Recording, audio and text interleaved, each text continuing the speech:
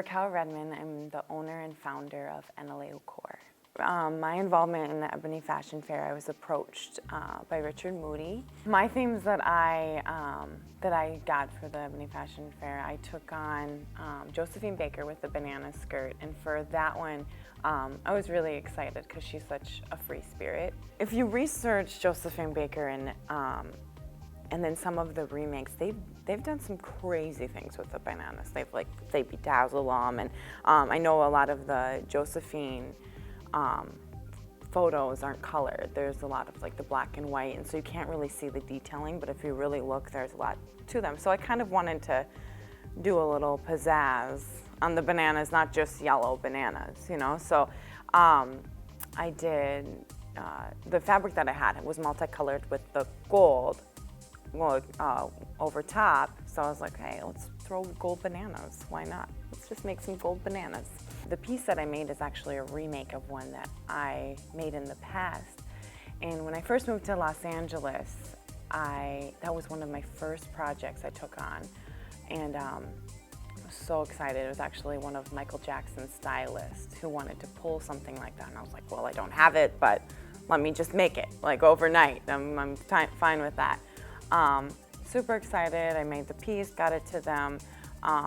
It's very memorable, and it's a good and bad situation because I learned lessons from it. But he picked it up the day of, and it was the day that Michael Jackson had passed away. So it was a very emotional day for him. The shoot wasn't for anything with Michael Jackson. It was actually for an iconic, a book on iconic women. So this chance to remake it was really exciting. So the other piece that I made was really geared towards Beyonce, Rihanna, probably those two mainly that would wear it, because I do all musicians and artists, performers, bands, dancers. That's my niche for my company. I really wanted to do a piece that showed that. And so, I mean, why not make jumbo pants with trains on them? I mean, you might as well, right? Do something different. So I would say very much Rihanna influence, something she would definitely wear. And then both pieces had my jumbo hoods, which is a signature from my clothing line. I do hoods on most all of my men's clothing, and then the jumbo hoods that almost act like a shawl with the women's clothing. You know, you gotta have some talent to walk in those pants when you're doing crosses across a basic runway, which when I was designing, that's what I was thinking. I was like, okay, we can make this happen. But when you're on a stage and you're doing crosses, it was a very hard task for Hannah, but she did good. By the third time around, she had it down. I did have one more piece in it, which Sharita Moss wore. It was the ivory gold leggings, and then it had a crop with some great fringe, and then the crop actually had a train. And of course, my jumbo hood, yes. My main thing I always tell people is make sure you really love it, because you have to really love this. It's not gonna fall in your lap. This takes more work than anybody. Any opportunity you get, especially when you're first starting out, you have to take that opportunity. No ifs, ands, or buts about it. You have to do it, because your name has to get out there. People do 2 shows and they think that they need to get paid. And, there's great if you can start off and get paid, but just know that there's a lot of unpaid stuff.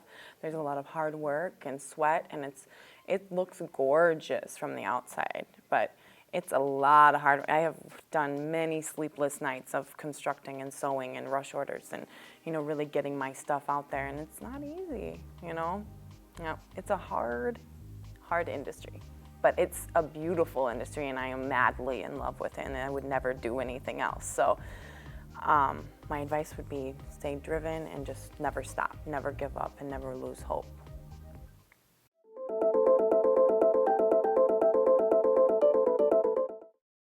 My name is Autumn Frazier. My business name is Autumn's Vintage.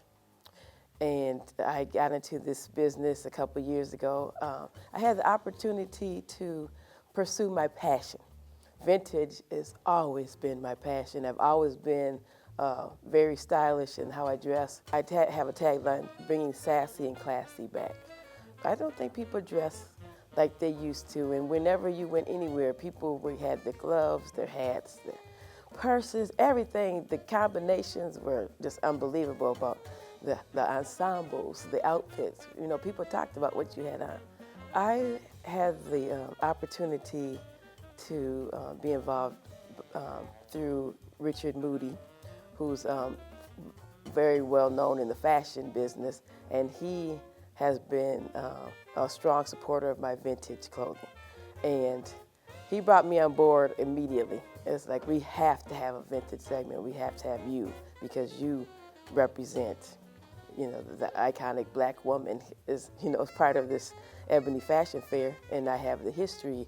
I'm a 50s baby, so I grew up on Ebony. I grew up on the fashions, and so I was invited to participate, and I'm still on a natural high on how well the event went, how the response from Minnesota and the History Center and everybody that is still coming up to me and saying, you were the highlight of the show, the vintage was the highlight of the show, and just, I'm still just very, very happy. When I did go back and read about Eunice Johnson and how this was she made history by working with designers that refused to, you know, even think that black women bought their clothes.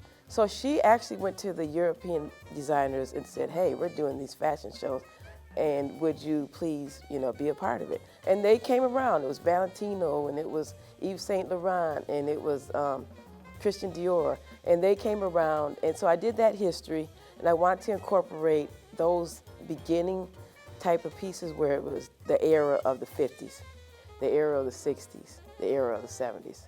I did throw in a piece from the 80s just because, you know, 80s, and now it's like 30 years ago, so I consider it now to be part of a vintage collection. I did the 50s era around the mink coats and the gloves, and we had a piece where it was a black evening dress, kind of cut very, very nicely done, and with the gloves, because you didn't go out to a cocktail party without your gloves on. So she had the long evening gloves, she had her mink coat, and I did a couple pieces in the 50s because like I say, I'm a 50s baby, but also the 50s and the 60s are my favorite eras. I think 60s, when you start putting you start getting the shorter dresses, and the hats and the purses match everything as well. I did some 60s pieces, and I did the 70s beaded gowns, back to the Andy Warhol days, kind of, I would like to say, where it's just beads and color.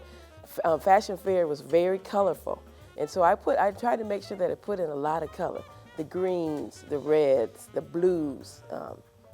Got to have the black, of course, for evening. But I could not believe the excitement level, and people were so excited for a fashion show.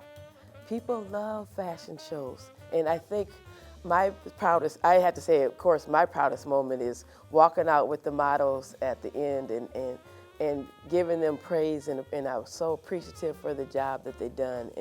And you know, the whole team, I would say the Minneapolis Ebony Fashion Fair team pulled it off like I've never seen before. That's a proud moment when we all work together, and we brought these people here to see a fashion show that was just, we brought it. I just can't say it. We brought it. We brought it to Minnesota. We made history, and that's a proud moment of working together as a team. You don't go into this lightly. This was a decision I made, and I thought long and hard about it, and I knew that this was what I always want to do. You have to have a lot of, not only passion, I keep saying passion because that's what it is about, but you also have to have determination. It's a struggle, and you got to sometimes fall down, but you pick yourself back up and you do it again, and you try something different. You know, we have social media now. We're blasting stuff out to people all the time. We didn't have that, you know, years ago, so that's a big help. You use the tools that are given to you, but also mentors. I have mentors that I can look up to and say, you know, I need help. I'm struggling. I know people that have been in business for 60 years. I go to them for advice. I'm not afraid to ask for help. You have to be able to have people on your team. You got to have a good support system around you, and just feel that you can be successful and you can do this. I'm doing it, I'm loving it, and I'm just going to keep on doing it and bringing it to until they say they don't want it anymore. My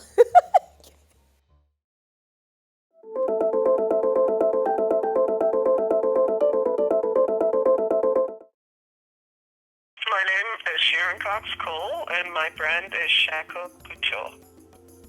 I'm originally from the Caribbean, Trinidad to be more exact. My adopted home is Rhode Island, so I consider myself a Caribbean American fashion designer. Well, my first job as an artist, as a designer, I wanted to be true to the integrity of the design of the fabric. I also wanted to be true to the woman that I was thinking of, the artist, what I would like to see her in, what I think she would carry well. I wanted to be true to the culture of the ethnicity, what we were representing, that whole African theme. But I also wanted to be true to my artistry, my vision, the way that I would see it, the way that I would put that together. So all of these were the components of just bringing all of that together and coming up with this final outcome. I looked at the fabric, I designed based on the fabrication that was before me, which is 100% cotton. I wanted to give it a sort of evening theme. Even though it is ethnic, I also wanted to do it in such a way that any woman from any part of the world would look at these pieces and still want to wear it. One of the things I did with one of the pieces, when I looked at the pattern that was on the fabric, there was this triangle with broken hearts, and I kind of thought, what was this designer thinking when they were putting the design on this fabric, the textile designer? I noticed the hearts were broken, so the first thing I thought I would do is mend the heart.